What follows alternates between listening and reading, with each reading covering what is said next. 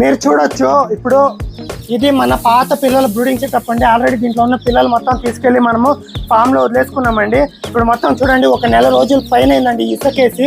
ఇసుకేం problem లేదు, నాకైతే smell రావట్లేదండి. ఇప్పుడు ఈ పిల్లలు ఇప్పుడు మారుస్తున్నాం. ఇవేంటంటే ఇంకా చంటి పిల్లలు వస్తున్నాయండి. దీంట్లో వదిలితే ప్రాబ్లం కావచ్చు, ఎందుకంటే ఆల్రెడీ కొంచెం గలీజ్ ఉంది కదా, దానివల్ల ఇప్పుడు దీన్ని బ్రూడింగ్ సెటప్ లో వదిలేద్దామండి.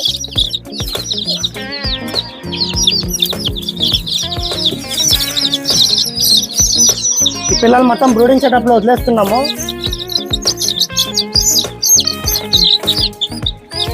ఇప్పుడు మనకి దీనివల్ల అయితే ఏం ఇబ్బంది ఉండదండి. హ్యాపీగా ఒక నెల రోజుల పాటు పెంచుకుంటామండి. దీనిలో డిఫరెంట్ సైజులు ఉన్నాయండి. ఆల్రెడీ నైట్ పుట్టిన పిల్ల కూడా దీంట్లోకి వదిలేసాము. తర్వాత పాత పిల్ల కూడా ఉందండి. చూడొచ్చు మీరు, ఈ పాత పిల్లకి ఎంత రెక్కలు వచ్చిందని. ఇది ఒక 5-6 రోజుల పైన ఉంటుందండి పిల్ల, ఒక వారం రోజులు.